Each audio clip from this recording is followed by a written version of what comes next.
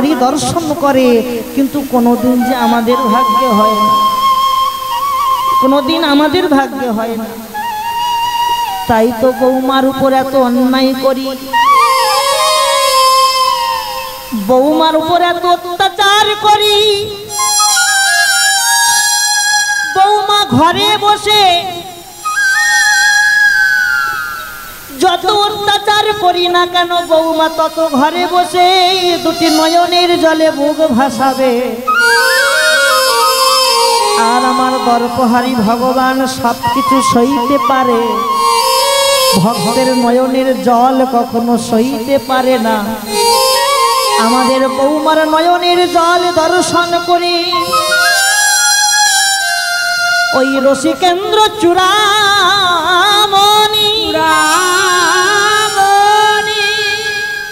যখনই আমাদের আঙিনায় চরণ দেবে, আর চরণ দেওয়া মাত্র আমাদের বৌমা যখনই ওই ভগবানের কাছে যাবে, যে যখনই তারা যুগল করবে, আমরা মায়ে ঝিয়ে কি করবো জানো?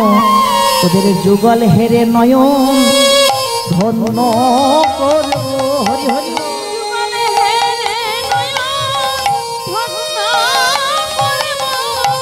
ওগো রাধা শ্যামে,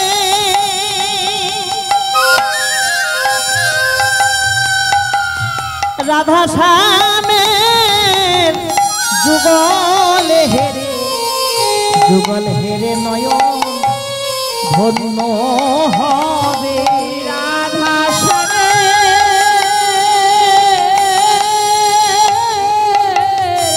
রাধে যুগল হেরে নয়ন ধন্য করব। ওগো রাধা শ্যামে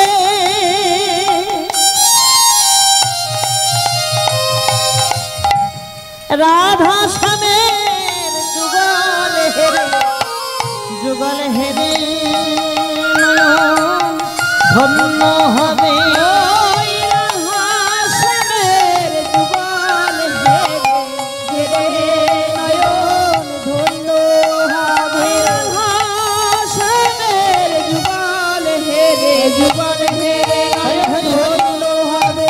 রাধা শ্যামের যুগল যুগল হেরে নয়ন ধন্য হবে। রাধা শ্যামের যুগল হেরে, যুগল হেরে নয়ন ধন্য করব। এই হচ্ছে ভালোবাসা। কখনো কারো বাহিরটা দেখে বিচার করো না, বিচার যদি করতে হয় ভিতরটা দেখে বিচার করো। রাবণ রাবণ রাবণ রাবণ যে একজন দর্পহারী, বলো তো রাবণের মতন ভক্ত হবে? যতই রামের বিপক্ষে যাক না কেন, রাম হচ্ছে একজন পূর্ণ ভক্ত। কেন? রাম যখন সীতাকে হরণ করেছিল, কোথায় রেখেছিল? অশোক কানন, অশোক, যেখানে কোনোদিন শোকের ছায়া পড়েনি, সেই অশোক কাননে রেখেছিল। রাবণের স্ত্রী মন্দাদরী বলছে, স্বামী তুমি এত বড় পাপ করলে, তুমি স্বয়ং ভগবানের স্ত্রীকে তুমি হরণ করেছ। তোমার তো একটা দুটো নয়, তোমার 10,000 স্ত্রী আছে। রাবণের 10,000 স্ত্রী, তোমার তো একটা দুটো নয়, তোমার 10,000 স্ত্রী আছে। ওই 10,000 স্ত্রী থাকতেও তোমার কি মা সীতার প্রয়োজন ছিল? রাবণ বলছে, মন্দাদরী তুমি আমার বাহিরটা দেখলে, কিন্তু তুমি আমার ভিতরটা দেখলে না। তুমি খালি লক্ষ্য করলে যে আমি মা সীতাকে হরণ করেছি, কিন্তু আমি সীতাকে কেন হরণ করেছি? সীতা মা হচ্ছে আমার ভব পারাপারের তরী, মানে নৌকা। আর সেই নৌকায় যদি নাবিক না থাকে, নৌকা কি যায় গো? আমি ওই সীতার উপর যত অন্যায় করব, অত্যাচার করব, রাম তত ছুটে আসবে সীতার টানে। সীতার টানে রাম যখন ছুটে আসবে, ছুটে আসার পর প্রভু রামচন্দ্র যে চরণ পাবার জন্য কত যোগী মুনি ঋষি যুগ যুগ সাধনা করে চরণ পেল না, সেই চরণের ধন ভাবের আরাধ্য প্রেমের মূর্তি আমার প্রভু রাম যখন আমার আঙিনায় চরণ দেবে, তার চরণের স্পর্শে এই লঙ্কাপুরী ধন্য হয়ে, তার চরণ স্পর্শে লঙ্কাপুরী ধন্য হয়ে যাবে। মন্দাদরী, যেই দিন থেকে আমি মা সীতাকে হরণ করেছি, সেই দিন থেকে তুমি খালি কাঁদছ। তুমি কেঁদে কেঁদে তোমার নয়নের জল তুমি শুকনো করে ফেললে, কিন্তু আমি তো কাঁদি না। আমি কেন কাঁদি না জানো? আমি আমার নয়নের জল নয়নেই ধরলাম, কারণ যেদিন প্রভু, আমার বিশ্বাস প্রভু একদিন না একদিন লঙ্কাপুরীতে এসে চরণ দেবেই দেবে। যেদিন চরণ দেবে সেই দিন প্রভুর চরণ ধোয়াবার জন্য যদি আমার রাজ্যে জল যদি না পাওয়া যায়, সেই দিন আমি কেঁদে কেঁদে নিতাই গৌর হরিবোল বলে নয়ন জলে চরণ ধোয়াই। রাধারানী বললেন, বধূ হে, আরে কি বলবো জানো বধূ, এ জগতে কত জনার কলঙ্ক হবার বাসনা ছিল,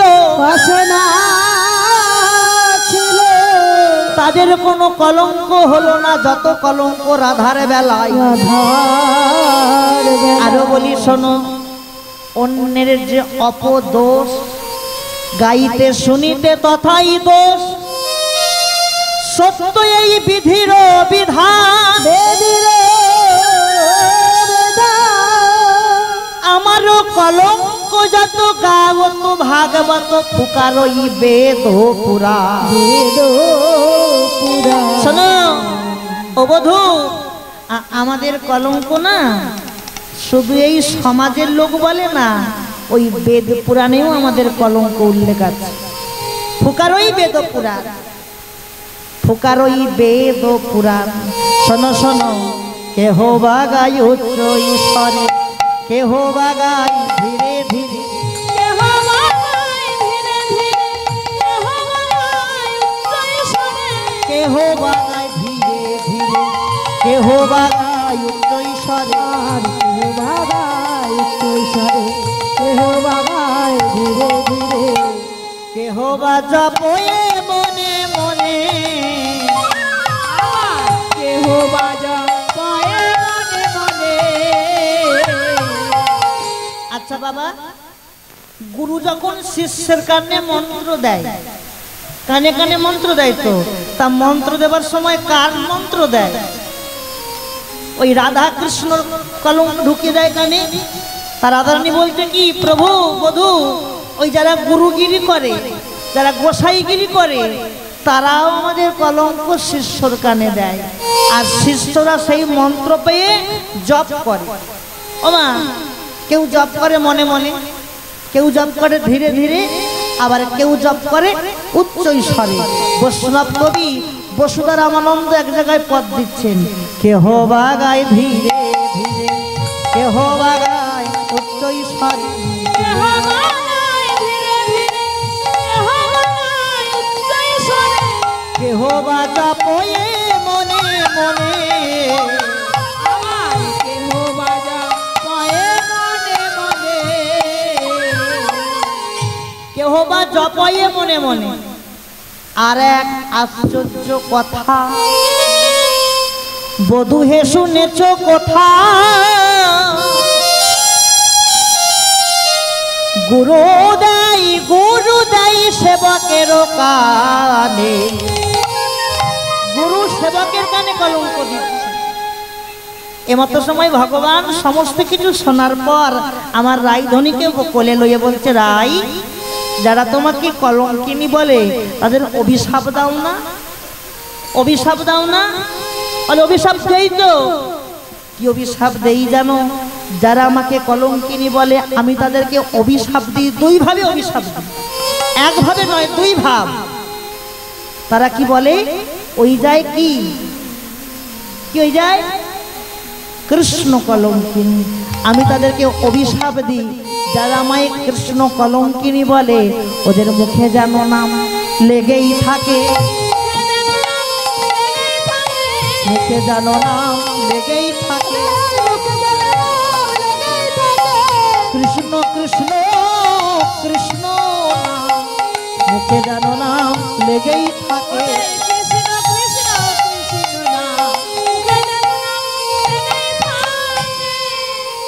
ওদের মুখে যেন নাম লেগে থাকে।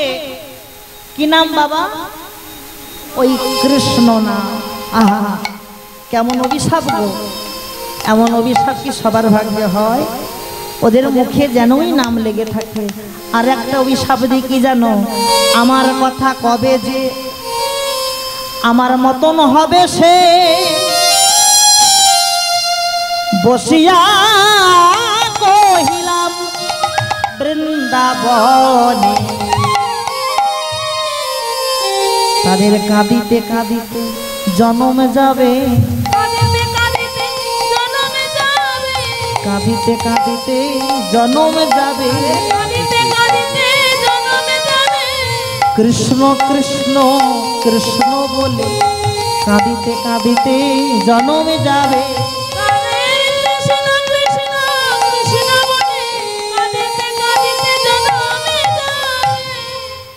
তাদের কাঁদিতে কাঁদিতে জনম চলে যাবে। বৈষ্ণব কবি বসুধা রামানন্দ বললেন, ওহে রাধে,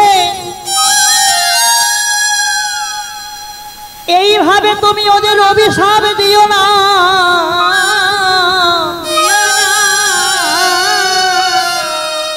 এই কলির জীব যে এত তাপ সহিতে পারবে না।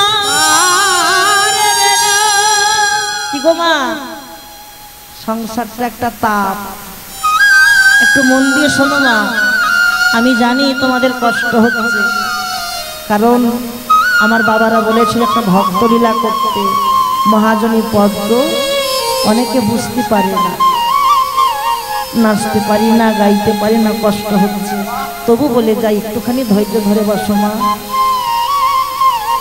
সংসারটা একটা তাপ। বৈষ্ণব কবি বসুধা রামানন্দ বলছেন কি, রাধে তুমি এইভাবে কলির জীবকে তুমি অভিশাপ দিও না, কারণ ওরা যে সইতে পারবে না। এক হচ্ছে সংসারের তাপ, আবার দুই অভিশাপ, আবার সূর্যের তাপ। তিনটে তাপ একত্রিত হয়ে গেলে সে কি বাঁচতে পারে? এই দাঁড়িয়ে বললেন, ওগো রাধে, অমন অভিশাপ তুমি আমায় দাও না, অভিশাপ তুমি আমায় দাও না, অভিশাপ তুমি আমায় দাও না, এমন অভিশাপ তুমি আমায় দাও না। আমি যেন কৃষ্ণ বলে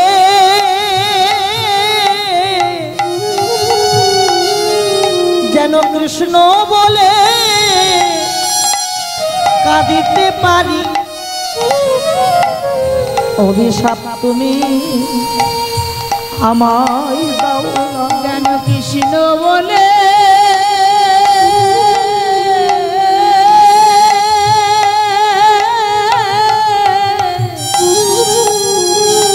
যেন কাঁদিতে পারি, অভিশাপ তুমি আমায় দাও না। আমি যেন কৃষ্ণ বলে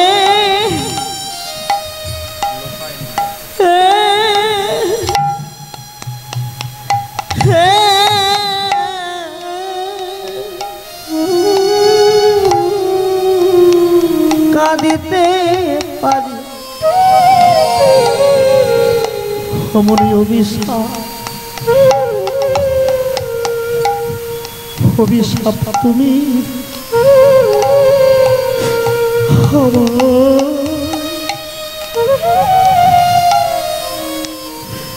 আমায় দাও না। যেন কৃষ্ণ বলে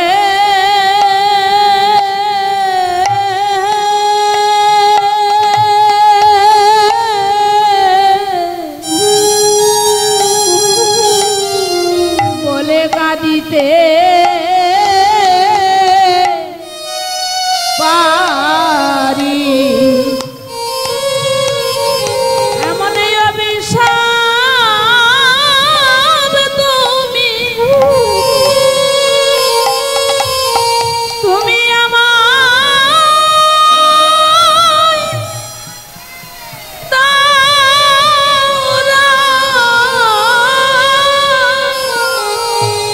আমি কৃষ্ণ বলে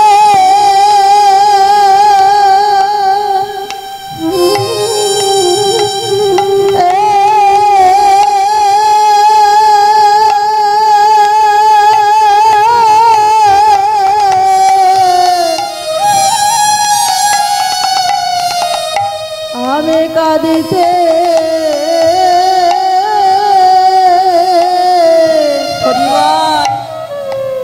দিতে পারে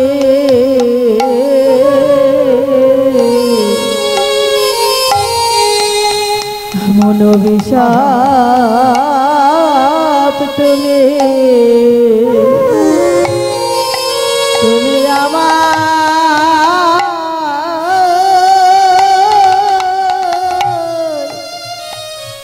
আমায় দাও না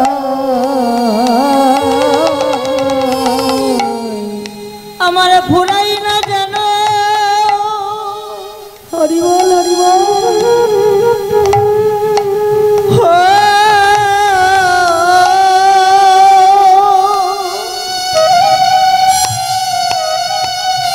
ভুলাই না যেন নয়ন বাড়ি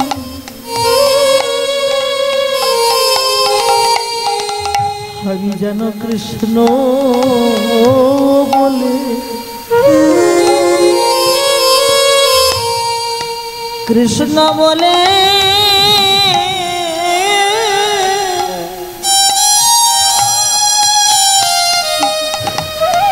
যেন শুধু কাঁদিতে কাঁদিতে পারি না যেন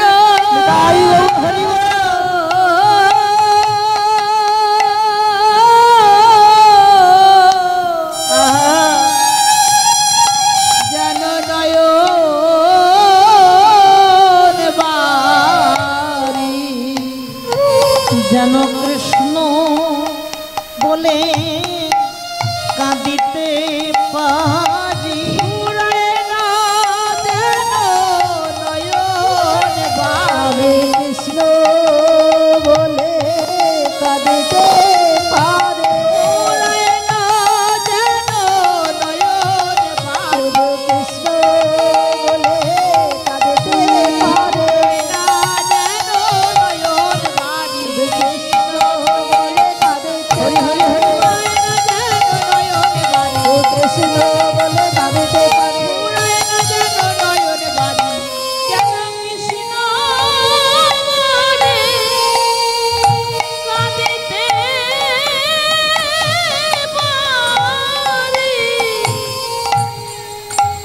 জয় রাধে মা।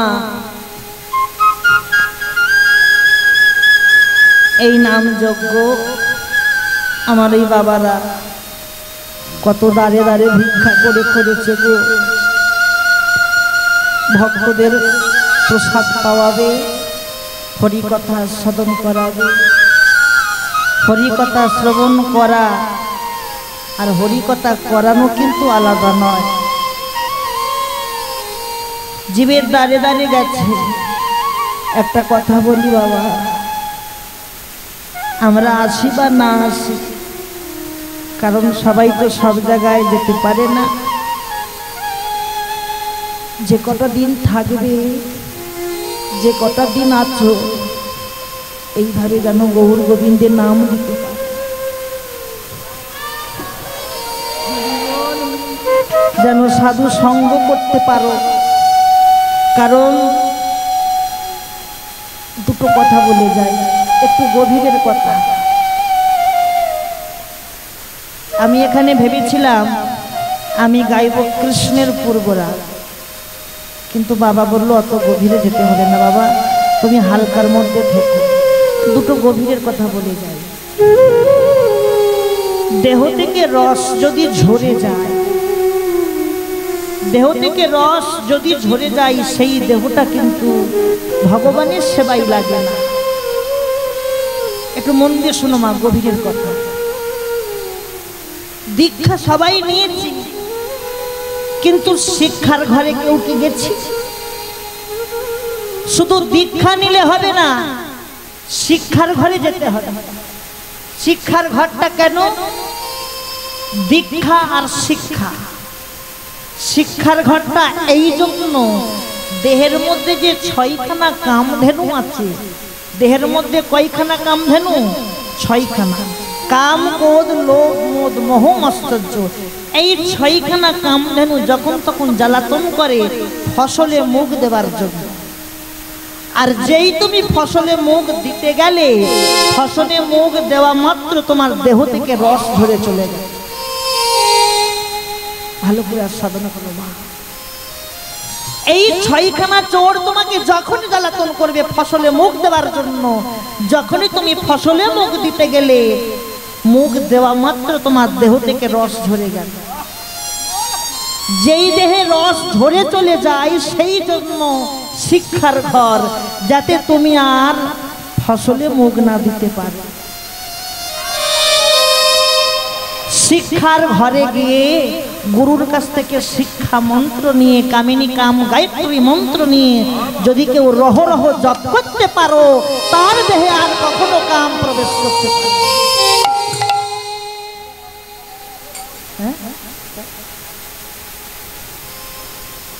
আর কখনো কাম প্রবেশ করতে পারে না। কেন জানো? চৈতন্য চরিতামৃতে কবিরাজ গোস্বামী পাদ বললেন, কাম আর প্রেম কি? কাম কি? কাম হচ্ছে, শোনো মন দিয়ে শোনো, আদমেন্দ্রিয় প্রীতিবাঞ্ছা তারে বলি কাম, কৃষ্ণেন্দ্রিয় প্রীতি ইচ্ছা ধরে প্রেম নাম। আমি একটা মেয়েকে দেখলাম, মেয়েটাকে ভালো লেগেছে, এটা আমার প্রেম নয়, এটা হচ্ছে কাম। প্রেম কি? কবিরাজ গোস্বামী বলছেন, প্রেম কি জানো? প্রেম হচ্ছে নিষ্কাম, যার মধ্যে কখনো কাম প্রবেশ করতে পারে না। কৃষ্ণ প্রেম সুনির্মল, যেন শুদ্ধ গঙ্গার জল, সেই প্রেম অমৃতের সিন্ধু। তার জন্য কি দরকার? সাধু সঙ্গ, ভক্তের সঙ্গ। মহাজন বলছেন কি?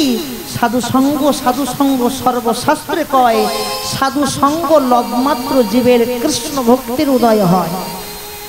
সাধু সঙ্গ হইতে হয় শ্রবণ কীর্তন, শ্রবণ কীর্তন হইতে হইতে হয় অনর্থ নিবর্তন, অনর্থ নিবৃত্তি হইলে ভক্তের নিষ্ঠা হয়, সেই নিষ্ঠার শ্রবণাদ্যে রুচি উপজয়, সেই রুচি গাঢ় হইলে ধরে প্রেম নাম, যে নাম তোমাকে নিয়ে যাবে জীবের সর্বানন্দ ধাম। যেজন সাধু সঙ্গে করে বাস, কেটে যাই তার মায়া পাস, তার কৃষ্ণ পদে মতি হয়। সাধুর চরণ ধুলি কণা মাত্র মাথায় তুলি, অনাদিকাল গোলকে। সাধু সঙ্গ কাকে বলবো? এগুলো বললে আরো বেড়ে যায়।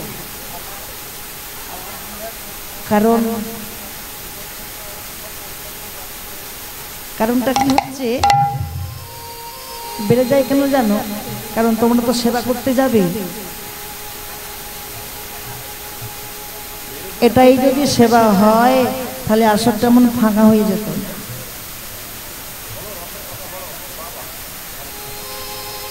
কারণ কি জানো? সাধু সঙ্গ করতে হয়। সাধু সঙ্গ কাকে বলবো? সাধুকে জড়িয়ে ধরলে সাধু সঙ্গ হবে না, সাধুর চরণ ধরলেও সাধু সঙ্গ হবে না, আর সাধুর উচ্ছিষ্ট প্রসাদ পেলেও সাধু সঙ্গ হবে না। সাধু সঙ্গ তখনই হবে যদি কেউ সাধুর বাক্যটা মানতে পারে।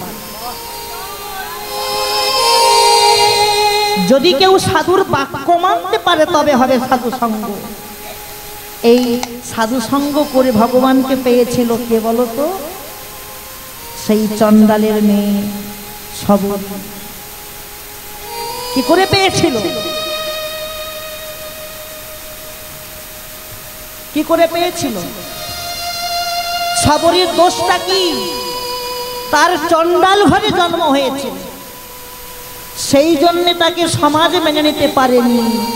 কিন্তু সবরীর মনে বড় আশা, আমি একটু সাধু সঙ্গ করব, আমি একটু সাধুদের চরণটা ধরব, সাধুর চরণ ধুলিটা একটু মাথায় নেব। কিন্তু সাধুরা যে তাকে দূর দূর করে তারাই, সবরী দূর হয়ে যা, তবু কিন্তু সবরই আশা ছাড়েনি মা।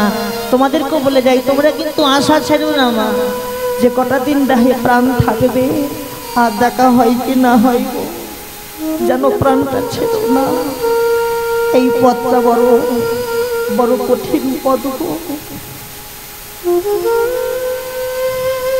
সবরই চুরি করে সাধু সঙ্গ করতো, চুরি করে।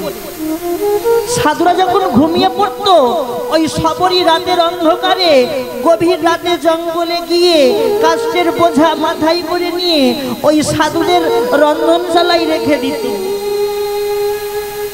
সাধুরা বলে প্রতিদিন কাষ্ঠ আসে কোথা থেকে? ও বলে আমি আনি নাই, সে বলে আমি আনি নাই, কিন্তু কাষ্ঠটা আসছে কোথা থেকে? আমাকে আমাকে লক্ষ্য রাখতে হবে। যিনি প্রধান সাধু, তিনি সেই দিন রাত্রিবেলায় না ঘুমিয়ে ওই অন্ধকারে আড়ালে জেগে আছে। দেখছে রাতের অন্ধকারে হীরাচণ্ডালের মেয়ে সেই সবরী কাষ্টের বোঝাটা মাথায় করে নিয়ে এসে সাধুদের রন্ধনশালায় রেখে দিয়ে চরণ প্রণাম করে বলছে, আহা